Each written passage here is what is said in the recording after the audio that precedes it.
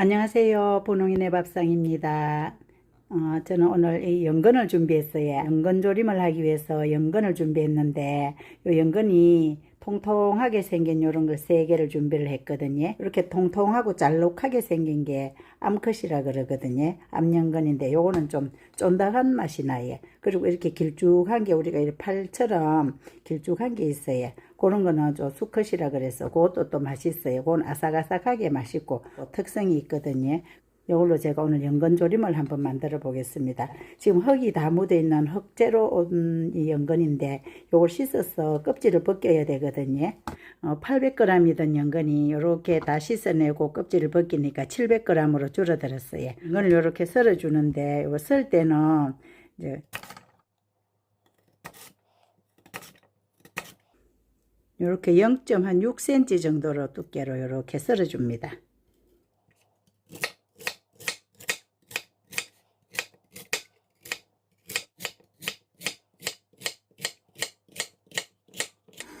썰은 연근을 끓는 물에 데쳐주는 데에 식초를 좀 넣으시고요. 식초를 넣고, 연근은 쉽게 잘 무르지를 않아요. 그래서 이거 데친다기보다는 오히려 삶는 편입니다. 이제 한 5분 정도 삶았거든요. 그래야지 진흙 속에서 연근이 자라잖아요. 연구멍 속에 있던 진흙도 빠져나오고 연근이 이제 훨씬 부드러워졌어요. 이렇게 이제 찬물에 건져줍니다. 이제 삶은 연근을 졸여 볼 텐데 렌지에 팬을 올리고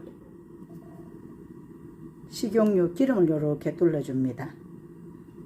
기름을 좀 넉넉하게 둘러줘요. 한 3스푼, 4스푼 정도 양이 되게끔 이렇게 둘러줘요. 항상 기름은 뜨거워진 다음에 이렇게 연근을 부어줍니다.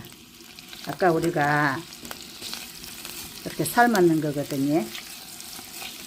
이 연근을 이렇게 기름에다 딱 코팅을 해줘요. 자작자작 소리가 날 만큼 이렇게 뜨거운 데서 연근을 이렇게 코팅을 다 해주고, 그 다음에 여기다가 양조간장을 넣어줘요. 저는 연근이 오늘 700g이잖아요. 양조간장을 이렇게 3스푼 정도 넣어주겠습니다. 제가 4스푼 갖고 왔는데 일단 3스푼 넣어주고요. 제가 늘 말씀드리지만 연근에도 간장 많이 넣지 않아도 됩니다. 요거는 연근 반찬은 우리가 전과처럼 먹어도 되거든요. 식용유 한 4스푼에다가 코팅을 한 다음에 이렇게 간장 3스푼 넣어서 이렇게 잘 저어줍니다. 그 다음에 여기 설탕입니다. 설탕 4스푼입니다.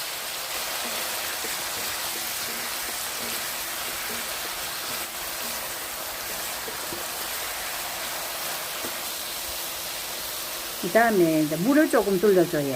물을 제가 지금 이렇게 100ml입니다. 100ml.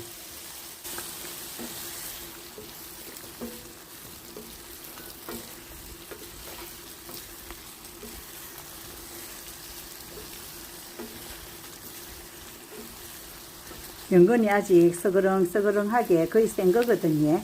여기 지금 물을 부어줘 가지고 국물이 이렇게 많아요. 여기서부터 불을 세게 하면 안 됩니다. 이제 불을 아주 낮춰줄게요. 불을 중불로 낮춰줘요.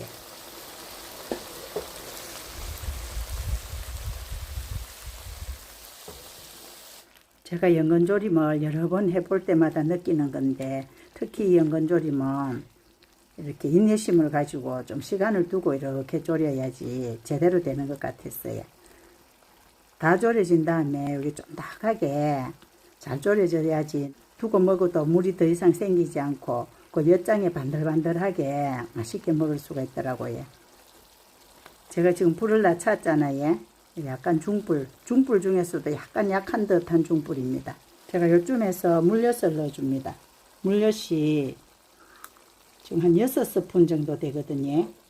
황물엿입니다. 황물엿.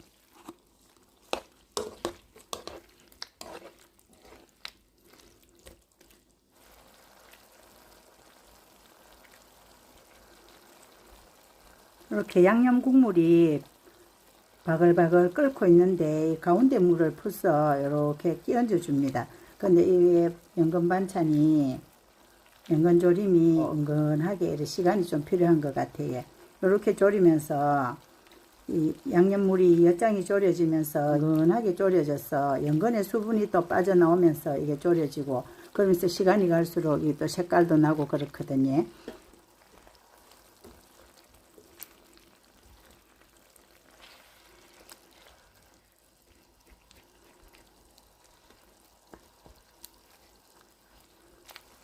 근데 요거 양념을 계량할 때 이 소초의 깊이가 오막하고 이럴 때는 물이 좀 덜 졸아드니까 양념 물이 좀 덜 필요한데 이렇게 넓은 데 졸일 때는 또 양념 국물이 좀 많이 졸여들기도 하기 때문에 약간의 그 양념 차이는 있습니다.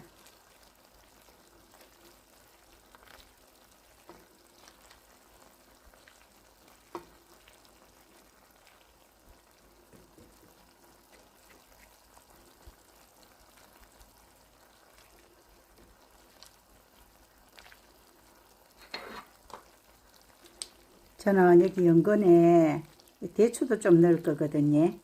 건대추입니다. 대추 이렇게 한 줌입니다.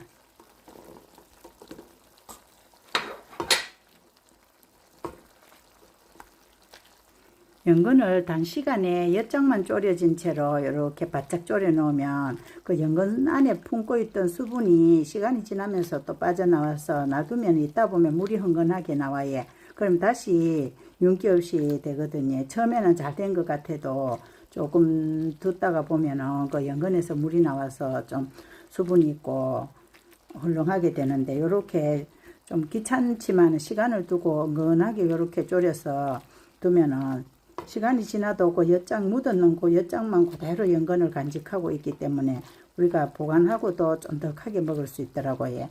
그래서 은근한 불에서 아주 끈기 있게 이렇게 시간을 두고 이렇게 졸여야지 제가 했을 때는 좀 괜찮은 것 같았어요. 그래서 시간이 조금 필요하고 정성이 들어가야 되는 것 같았습니다.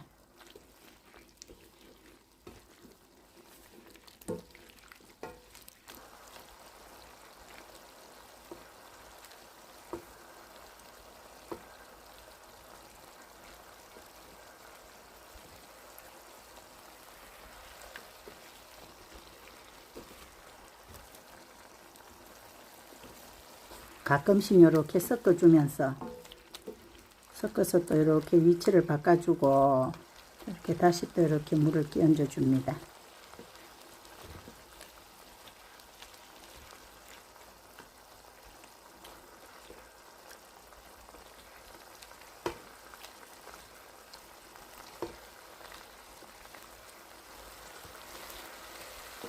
엿장을 적당량을 해서 자글자글 끓는 거를 이렇게 끼얹어 줘야지 그 농도도 나오고 또 색깔도 낼 수 있고 이렇게 해서 위치도 한 번씩 바꿔주면서 이렇게 은근하게 졸이면 됩니다. 이렇게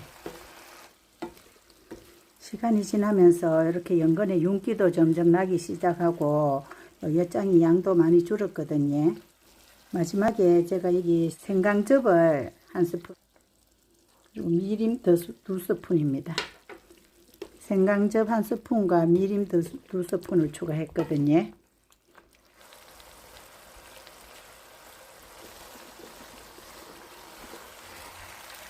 이렇게 저을 때 느낌도 연근이 많이 말랑말랑해진 것 같은 그런 느낌이 들고 엿장 농도도 이제 많이 진해졌어요.